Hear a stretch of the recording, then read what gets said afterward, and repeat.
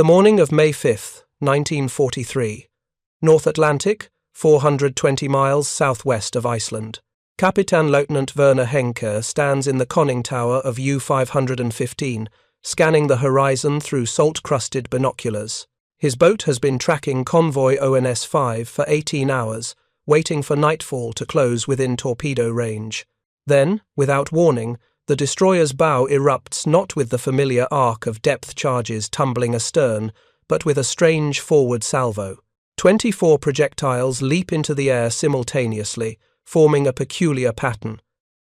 They look, Henke would later write in his sole surviving letter, like a handful of steel quills thrown at the sea. 11 seconds later, the ocean explodes directly ahead of U-515's submerged hull. Not behind, not to the side, ahead, where the boat is diving. 3 projectiles strike the pressure hull forward of the conning tower. The detonations are catastrophic. The submarine breaks in 2 sections and plunges to the bottom. 49 men die in less than 60 seconds. No survivors, no distress call, just silence. What Henke encountered in those final moments was the Hedgehog, a weapons system so devastatingly effective that between March and May of 1943, it would account for 24 confirmed U-boat kills in just 8 weeks of intensive deployment. For German submariners who had spent 3 years learning to evade conventional depth charges, the Hedgehog represented a technological nightmare they could neither understand nor survive. If you're enjoying this deep dive into the story, hit the subscribe button and let us know in the comments from where in the world you are watching from today. The mathematics of its lethality were simple and brutal. Traditional depth charge attacks succeeded roughly 7% of the time. The Hedgehog achieved a 25% kill rate. Every 4th salvo meant the death of a submarine, and unlike depth charges that exploded, whether they hit anything or not, Hedgehog projectiles detonated only on contact with steel.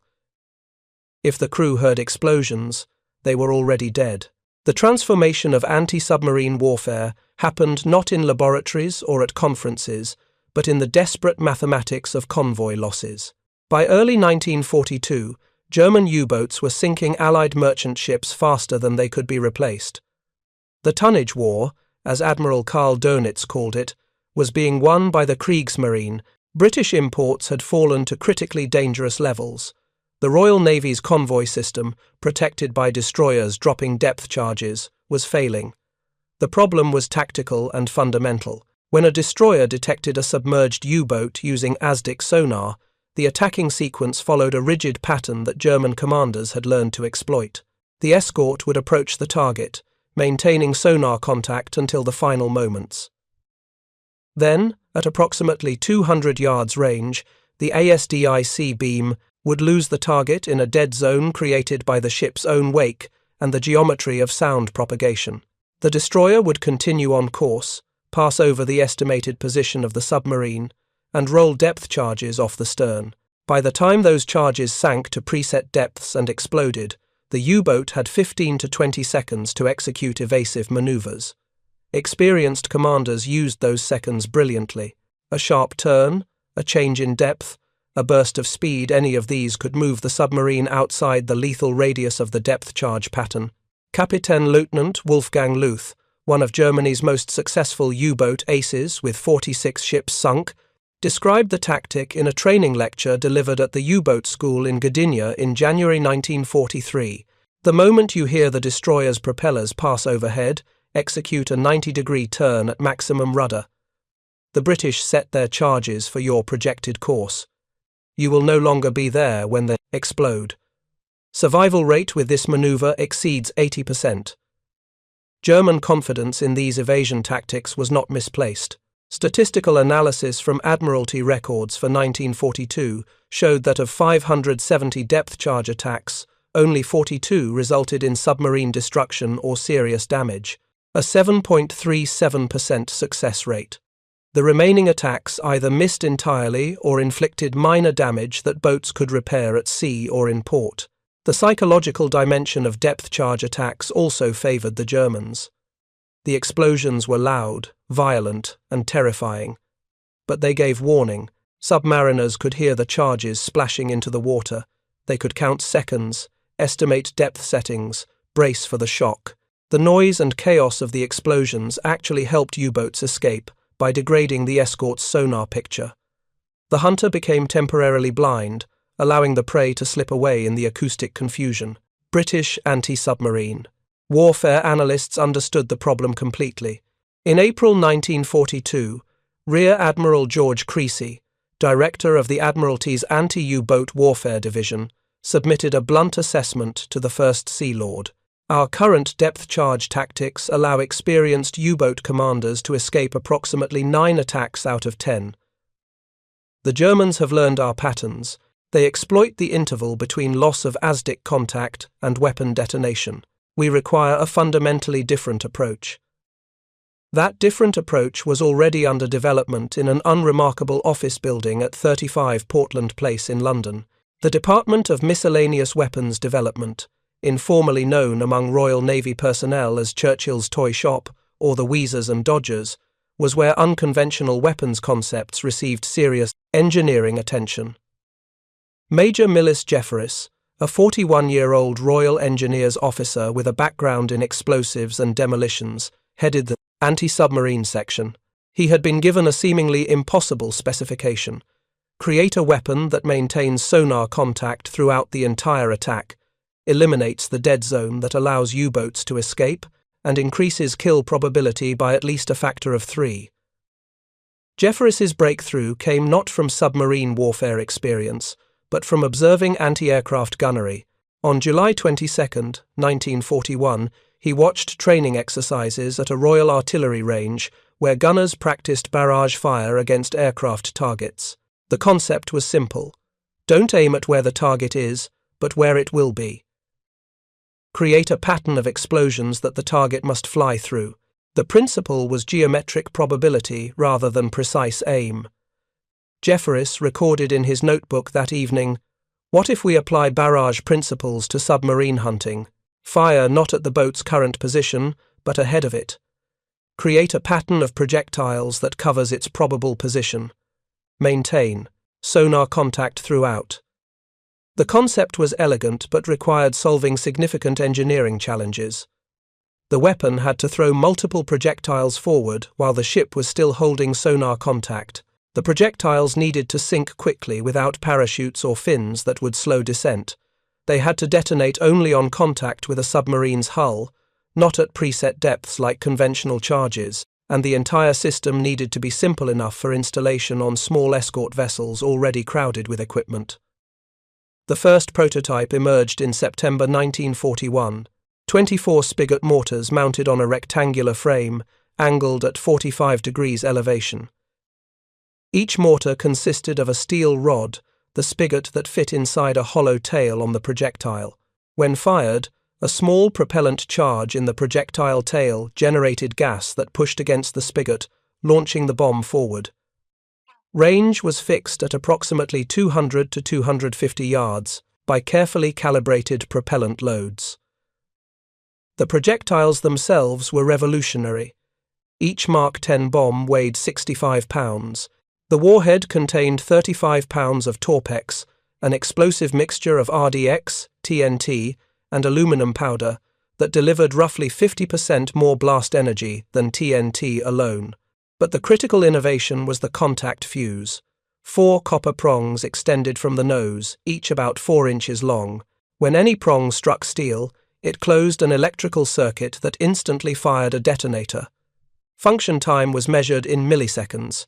If a projectile missed the submarine entirely, it sank to the bottom without exploding. This seemingly minor detail proved tactically crucial. German submarine crews had learned to estimate attack accuracy by counting depth charge explosions. If they heard 10 explosions but felt no close shock, they knew the pattern had missed and the escort had probably lost contact. With Hedgehog, silence meant a miss, explosions meant hits, and hits were almost always fatal.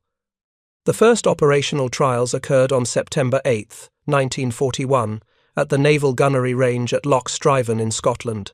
A submarine mock-up, a steel frame measuring 67 feet by 6 feet, was anchored at a depth of 30 meters. HMS Westcott, a V-class destroyer, made multiple attack runs from various ranges and angles.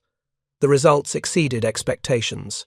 At optimal range of 200 yards, 7 projectiles out of 24 struck the mock-up. Each hit tore through the steel plating. The pattern created an ellipse of potential strikes, measuring approximately 40 yards by 120 yards. Rear Admiral Cecil Harcourt, observing the trials, wrote in his official report, "The system demonstrates exceptional promise. The projectiles fall in a dense pattern that leaves minimal gaps. A submarine within the impact ellipse faces multiple strike probabilities." Most significantly, the firing ship maintains ASDIC contact throughout the attack sequence. This eliminates the dead zone that currently allows U-boats to escape. The Admiralty approved immediate production on September 22, 1941. By February 1942, 35 destroyers and corvettes had been fitted with Hedgehog systems. Initial results were promising, but not spectacular. The weapon required significant skill to employ effectively. Operators had to maintain precise speed and course while firing. Wind affected the lightweight projectile's trajectory. Sea state influenced impact patterns. Training programs were established to develop standardized tactics. HMS Westcott recorded the first confirmed kill using Hedgehog on January 18, 1942. The destroyer was escorting convoy OB-283 in the North Atlantic when ASDIC contact was made at 840 yards range. Commander Ian Qualis-Boyt ordered approach at 18 knots, maintaining continuous sonar tracking. At 230 yards, he gave the order. Fire Hedgehog. 24 projectiles arced forward and splashed into the Atlantic. 19 seconds of silence followed. Then, a single violent explosion echoed across the water, immediately followed by a second detonation. Wreckage began surfacing wooden interior fittings, pieces of deck grating, an oil slick, and a life ring stenciled U-581. The submarine, a Type WWII boat launched in June 1941, had been on her third war patrol under Captain Lieutenant Werner Pfeiffer. The crew of 44 died instantly when 2 Hedgehog projectiles struck the pressure hull amidships and forward. The detonations ruptured both the pressure hull and internal bulkheads. The boat flooded and sank in less than a minute. There were no survivors. Significantly, the Admiralty classified this success as secret. German naval intelligence listed U-581 as lost to unknown causes, possibly a mine. This deception proved valuable. Through early 1942, German U-boat command remained unaware that British escorts possessed a forward-throwing anti-submarine weapon. Commanders continued using evasion tactics developed against conventional depth charges, tactics that were ineffective against Hedgehog attacks. The production program accelerated through late 1942. Vickers Armstrong's factories at Newcastle and Barrow-in-Furness operated on 3 shifts. By December 1942, 180 ships carried Hedgehog systems. American shipyards building destroyer escorts for Lend-Lease began installing modified versions designated Mark 14 and Mark 15. The Soviet Navy received 48 launchers for installation on Project 7 destroyers. Tactical doctrine evolved rapidly as operators gained experience. The most effective technique involved coordinated attacks by multiple escorts. One ship would maintain ASDIC contact and provide continuous position updates. A second escort would maneuver for the attack, using the contact ship's data to achieve optimal firing position. This allowed the attacking ship to focus entirely on maintaining precise course and speed during the critical final approach. Captain Frederick John Walker, commanding the 2nd Escort Group, perfected this technique to lethal effectiveness. Walker's group, typically consisting of 6 sloops equipped with both ASDIC and Hedgehog, developed what became known as creeping attacks. One ship held sonar contact from astern. A second ship crept toward the U-boat at slow speed 5 to 7 knots to minimize propeller noise. When within Hedgehog range, the attacking ship fired while the contact ship monitored results and directed follow-up salvos if needed. Walker's flagship, HMS Starling, achieved 14 confirmed U-boat kills using this technique between December 1942 and June 1944. His tactical reports emphasized psychological elements. Alongside technical factors, the Germans cannot hear our approach when we proceed slowly. They do not know we are attacking until projectiles strike their hull. This eliminates their opportunity for evasive maneuvers. The kill rate with properly executed creeping attacks exceeds 30%. The spring of 1943 brought the climactic confrontation. Admiral Dönitz, confident after the heavy Allied shipping losses of March, committed maximum U-boat strength to severing the Atlantic convoy routes. Over 100 submarines deployed to the North Atlantic, organized into multiple wolf packs with coordinated tactics. The intention was to overwhelm convoy defenses through mass attacks. Instead, May 1943 became Black May for the Kriegsmarine. 41 U-boats were destroyed in 31 days. Hedgehog-equipped escorts accounted for 24 of these kills, nearly 60% of total losses. The weapon that German submariners had barely known existed 8 months earlier had become their primary killer. Convoy ONS-5, departing Britain on April 22 bound for Halifax, became the focal point of this transformation. 42 merchant ships escorted by the 2nd Escort Group under Commander Peter Gretton, 7 escort vessels, 2 destroyers, 1 frigate, and 4 corvettes, all equipped with Hedgehog systems. German B-Dienst intelligence service had broken British naval codes and plotted the convoy's route. Dönitz assembled wolf packs, Fink, Amsel, and Specht, 30 submarines total to intercept. The battle began on the night of May 4th, when the first U-boats made contact. Over the following 6 days, the engagement would become the most intensely fought convoy battle of the Atlantic War. German submarines pressed repeated attacks. Allied escorts fought back with coordinated Hedgehog strikes that demonstrated the weapon's devastating effectiveness against mass tactics. U-638, commanded by Oberleutnant Zur, see Oscar Staudinger, attempted a night surface attack on May 5th. HMS Duncan detected the boat on radar at 4,000 yards, closed at 20 knots, and obtained ASDIC contact at 800 yards. The U-boat crash-dived, but Duncan's commander had already calculated intercept geometry. At 210 yards, Duncan fired a full Hedgehog salvo. Staudinger attempted the standard evasion 90-degree turn, increased depth. The tactic that had saved him on previous patrols proved useless. Hedgehog projectiles bracketed the boat's turning radius. 4 projectiles struck the hull within seconds. The explosions ruptured the pressure hull in 3 locations. U-638 flooded instantly and plunged stern first to the bottom. 44 crew members died. 1 survivor, Matrosenjefreiter Hans Ebert, was blown free by the blast and rescued after 4 hours in the water. His testimony provided Allied intelligence with the first detailed German account of experiencing a Hedgehog attack. Ebert's interrogation report, dated May 10, 1943, described the attack from inside the submarine. We were diving when the hull was struck forward and amidships simultaneously. There was no warning, no sound of projectiles entering the water, just instant explosions. The lights failed immediately. Water pressure threw me against the bulkhead. I remember the captain shouting orders, but his voice was cut off. Everything happened in seconds. The boat was sinking, filling with water. I somehow reached the conning tower hatch and was blown out by pressure. I never saw anyone else again. The corvette HMS Loosestrife engaged U-192 on the morning of May 5th. The first Hedgehog salvo missed as the U-boat executed a sharp turn. Commander Jack Rayner maintained ASDIC contact and corrected aim. The second salvo, fired 4 minutes after the first, achieved 3 hits.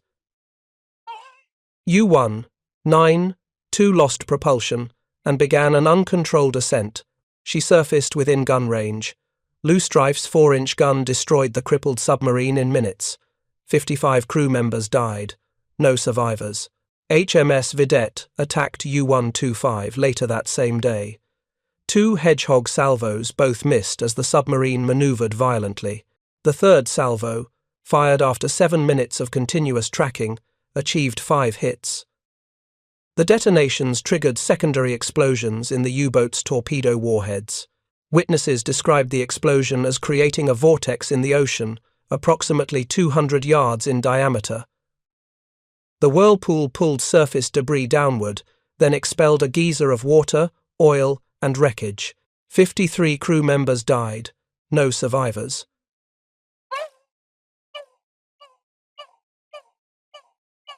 By May 7th, the wolf packs had lost 9 submarines without sinking a single merchant vessel from ONS-5. Dönitz, monitoring radio traffic from his headquarters in Paris, recognized that something fundamental had changed. His war diary entry for May 7th reads, "U-boat losses in the north. Atlantic have become unsustainable. The enemy appears to possess a new weapons system capable of destroying boats during evasive maneuvers. Previous tactics are proving ineffective. All boats are directed to proceed with maximum caution." If you're enjoying this deep dive into the story, hit the subscribe button and let us know in the comments from where in the world you are watching from today. But caution could not counter technology. Through the remainder of May, Hedgehog-equipped escorts hunted Wolfpack submarines with methodical efficiency. U-456 fell to HMS Pelican on May 12th. U-273 was destroyed by HMS Jed on May 19th. U-563 was sunk by HMS Sunflower on May 24th. The pattern repeated across the North Atlantic. ASDIC contact, approach while maintaining sonar tracking, Hedgehog salvo at optimal range, explosions indicating hits, debris field confirming kill. German U-boat crews began recognizing that they faced a new threat, though they did not initially understand the weapon's nature. Survivors described attacks differently from conventional depth charging.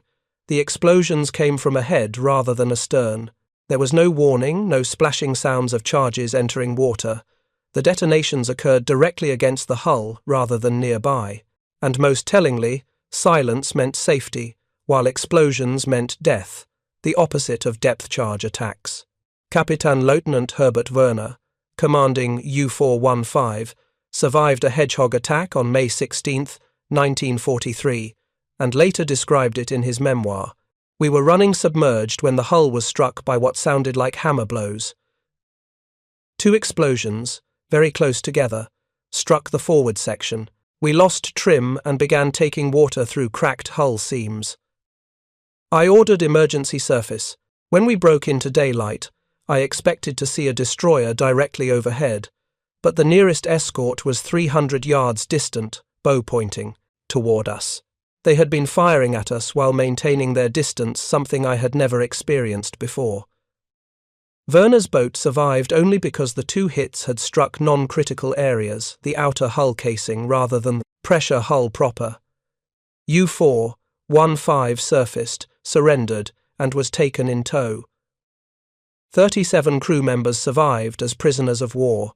Werner's detailed interrogation provided German naval intelligence with the first accurate description of Hedgehog and its tactical employment. By June 1943, Kriegsmarine headquarters had distributed updated tactical guidance to all operational boats. The directive, dated June 4th, acknowledged the new weapon and attempted to provide countermeasures. Enemy escorts possess forward-throwing weapons system capable of maintaining sonar contact during attack. Upon detecting approach of escort at slow speed below 10 knots, execute immediate crash dive to maximum depth. Maintain absolute silence. Do not attempt evasive turns, as these appear to increase probability of being struck. Deploy Pillenwerfer acoustic decoy if available. These countermeasures proved largely ineffective. Diving deeper simply delayed inevitable detection by 3-dimensional ASDIC systems. Remaining motionless made the sonar picture clearer. Pillenwerfer bubble decoys fooled inexperienced operators, but were quickly recognized by veteran ASDIC teams. The fundamental problem remained. Hedgehog attacked forward while maintaining continuous target tracking.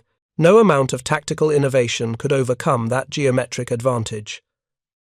Production statistics reflected Hedgehog's operational success. By September 1943, 580 Allied escorts carried the weapon.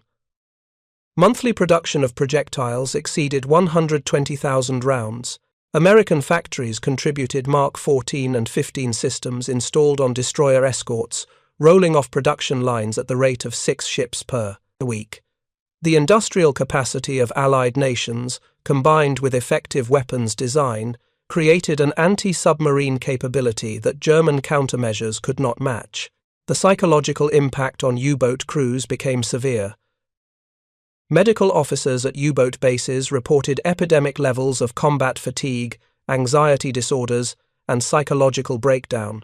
Kriegsmarine medical reports from July 1943 documented that 64% of returning crews required psychiatric evaluation. Many submariners exhibited symptoms of severe trauma, nightmares, hypervigilance, panic attacks triggered by sudden noises. One medical report, dated August 3, 1943, described the deteriorating mental state. Crew members report overwhelming fear during patrol, particularly when submerged. They describe waiting for explosions that arrive without warning. Unlike depth charge attacks, which allowed time for mental preparation, the forward-throwing weapon strikes instantly. The psychological effect is similar to sustained artillery bombardment. Men feel helpless, trapped, unable to defend themselves or predict danger. The casualty statistics told a brutal story. Of the 204 U-boats lost between May and December 1943, 87 were confirmed kills by Hedgehog-equipped escorts.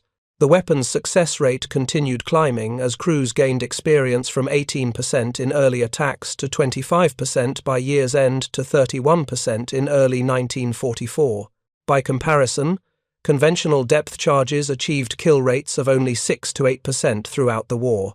Individual Hedgehog systems varied in their combat records, but the most successful installations demonstrated how lethal the weapon could be in skilled hands. HMS Starling's 14 kills represented the highest score. HMS Loch Killen achieved 9 kills between March and December 1944. The American destroyer escort USS England sank 6 Japanese submarines in 12 days during May 1944 using Mark 15 Hedgehog, setting a record unlikely ever to be matched. Technical improvements continued throughout 1943 and 44. The Mark 17 variant, introduced in March 1944, increased the launcher from 24 to 32 barrels, creating a denser impact pattern. The Mark 20 increased projectile explosive charge from 35 to 40 pounds of Torpex. Automated reloading systems reduced the time between salvos from 3 minutes to 90 seconds, allowing escorts to fire multiple patterns during a single attack run. The most significant improvement addressed a limitation that had troubled operators since the weapon's introduction. Hedgehog required precise ship handling during the final attack approach. Course had to be steady, speed had to be exact, and any last-second maneuvering to avoid collision with the submarine would ruin aim. The Mark 24 Hedgehog, developed in late 1944, incorporated a gyro-stabilized platform that maintained aim even when the ship maneuvered. This allowed escorts to maintain tracking flexibility while still delivering accurate salvos. German attempts to develop countermeasures grew increasingly desperate as U-boat losses mounted. The Type 21 Electroboot submarine, introduced in limited numbers in early 1945, incorporated the most advanced anti-detection features German engineering could produce. Streamlined hull to reduce ASDIC echo strength, rubber coating to absorb sonar pulses, increased depth capability to 320 feet, enhanced battery capacity for sustained underwater speed. Had these boats entered service in 1943, they might have significantly impacted the Atlantic battle. But only 4 Type 21 submarines completed war patrols before Germany's surrender. Far too few and far too late. The 2 operational. Patrols conducted by U-2-511 and U-3008 demonstrated that even with advanced features, the boats remained vulnerable to ASDIC detection and Hedgehog attack. The final statistics compiled after the war revealed Hedgehog's decisive contribution to Allied victory in the Atlantic. From November 1941 through May 1945, the weapon system accounted for 53 confirmed U-boat kills and 17 heavily damaged submarines forced to abort patrols. Approximately 2,400 German submariners died in Hedgehog attacks. The average time from initial ASDIC contact to submarine destruction was 14 minutes, far shorter than the hours-long depth-charge hunts that had characterized early war anti-submarine operations. More significantly, Hedgehog's mere presence influenced German tactical decisions. U-boat commanders, aware that convoys were protected by forward-throwing weapons, became increasingly cautious. Attack. Opportunities were passed up. Boats remained submerged longer, reducing their ability to shadow convoys. The aggressive tactics that had made Wolfpack operations effective in 1942 became suicidal in 1943.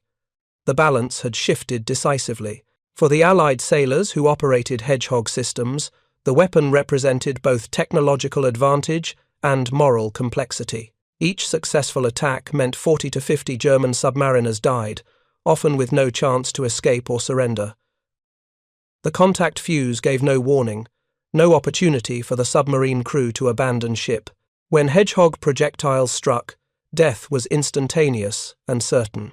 Lieutenant Commander John Stevens, ASDIC officer aboard HMS Loch Killin, recorded his conflicted feelings in a letter written after the war. "We celebrated each successful attack as a victory, which it was. But we also knew that each explosion meant dozens of men dying horrible deaths trapped in flooding compartments, crushed by pressure, drowning in darkness. They were enemy sailors, trying to sink our merchant ships and starve Britain. But they were also young men following orders, just as we were. The Hedgehog was efficient, perhaps too efficient. It killed cleanly and gave no quarter. The weapon's success stemmed from elegant engineering addressing tactical reality. By attacking forward, it eliminated the dead zone. By detonating only on contact, it provided instant feedback to operators. By creating a dense pattern, it maximized hit probability against maneuvering targets. And by maintaining ASDIC contact throughout, it leveraged the Allies' significant advantage in underwater detection technology. German submariners who survived the war carried memories of Hedgehog attacks that haunted them for decades. Herbert Werner's memoir, published in 1969, devoted entire chapters to the psychological impact of facing forward-throwing weapons. His description captured the terror. With depth charges, you heard them splash, you counted seconds, you braced for explosions, you had time to hope, to pray, to prepare. With this new weapon, there was nothing. Silence, then sudden violent explosions against the hull. No warning, no chance to evade, just instant death or instant survival. The randomness was maddening. You could do nothing to improve your odds except hope the projectiles would miss. The broader strategic implications extended beyond individual boat losses. Hedgehog forced the Kriegsmarine into a defensive posture in the Atlantic. U-boats that might have attacked convoys aggressively instead focused on survival. The weapon's psychological impact, creating fear and uncertainty among submarine crews, was as significant as its direct destructive power. Submariners who knew they faced near-certain death if detected were less willing to take tactical risks necessary for successful attacks. Admiral Dönitz recognized this reality by mid-1943. His war diary entries from June through August document his growing despair as monthly U-boat losses exceeded new construction. On August 24th, he wrote, "The enemy's technological superiority in detection and weapons systems has negated our numerical advantages. Our crews face weapons they cannot counter. Morale is deteriorating rapidly. Unless fundamental changes occur, we cannot continue offensive operations at current loss rates." Those fundamental changes never materialized. German research programs attempting to develop quieter submarines, better acoustic decoys, and effective sonar-absorbent coatings all failed to produce operational systems before war's end. The Type 21 represented German submarine development's apex, but too few boats entered service too late to affect outcomes. The Atlantic battle had been decided by spring 1944, though U-boats continued operations until Germany's surrender in May 1945. The final accounting showed that Hedgehog-equipped escorts sank more U-boats per engagement than any other single weapon system, except possibly very long-range aircraft equipped with acoustic homing torpedoes. The weapon's 25% kill rate compared favorably to the 8 to 12% achieved by depth charges, the 15 to 20% by aircraft, and the variable rates of other systems, for efficiency measured as enemy submarines destroyed per weapon system. Deployed Hedgehog ranked as perhaps the most cost-effective anti-submarine technology of the war. Post-war analysis by both Allied and German naval experts concluded that Hedgehog represented a pivotal technological development. British official histories credited the weapon with helping tip the Atlantic battle decisively in favour of the Allies during the critical May 1943 turning point. German post-war assessments acknowledged that forward-throwing weapons had negated tactical advantages U-boats had exploited successfully for 3 years. American naval analysis concluded that Hedgehog's principles attack, while maintaining sensor contact, became the foundation for all subsequent anti-submarine weapons development. The human cost of this technological success was measured in thousands of German lives lost. The approximately 2,400 submariners who died in Hedgehog attacks represented families destroyed, potential futures erased, and the bitter arithmetic of industrial warfare, where technological superiority translated directly into casualty rates. Each successful Hedgehog attack saved Allied merchant sailors and helped secure the supply lines that sustained Britain and enabled the invasion of Europe. But it also sent dozens of young German sailors to deaths that gave them no chance of survival or rescue. The weapon itself was retired from active service in the 1960s, replaced by head-throwing torpedoes and rocket-delivered depth charges. But its legacy persisted in every subsequent anti-submarine weapon system. The principle that Millis Jefferies had recognized in 1941 attack forward while maintaining sensor contact became the foundation of modern anti-submarine warfare. The geometry of engagement that Hedgehog established remains fundamental to naval tactics today. For the German U-boat crews who faced Hedgehog in combat, the weapon represented their transformation from hunters into prey. They had entered the war confident in their submarines' invisibility and striking power. They ended it as the most casualty-prone military service of any nation, with 75% of all U-boat personnel killed in action. Hedgehog was not the sole cause of this catastrophic loss rate, but it contributed significantly to the technological dominance that made U-boat operations suicidal by war's end. The metallic sound of 24 projectiles splashing into the Atlantic became, for German submariners, the audio signature of their defeat. Unlike the deep rumbling of distant depth charges that could be survived and evaded, the sharp crack of Hedgehog explosions against the hull meant instant destruction. Those who heard that sound and survived fewer than 40 men from all Hedgehog attacks during the war carried the memory as proof of how completely technology had shifted the underwater battlefield. In the final analysis, Hedgehog exemplified how relatively simple engineering solutions, properly applied to clear tactical problems, could achieve strategic effects. The weapon was not exotic technology requiring rare materials or advanced manufacturing. It was steel tubes, small bombs, contact fuses, and basic ballistics. But combined with improved ASDIC detection and employed by trained crews using evolved tactics, it became one of World War II's most lethal submarine killers. The 24 U-boats destroyed in 8 weeks during spring 1943 represented only a fraction of its total war record. But those losses came at the critical moment when the Atlantic battle hung in balance. Hedgehog helped tip that balance decisively toward Allied victory. Thank you for watching. For more detailed historical breakdowns, check out the other videos on your screen now, and don't forget to subscribe.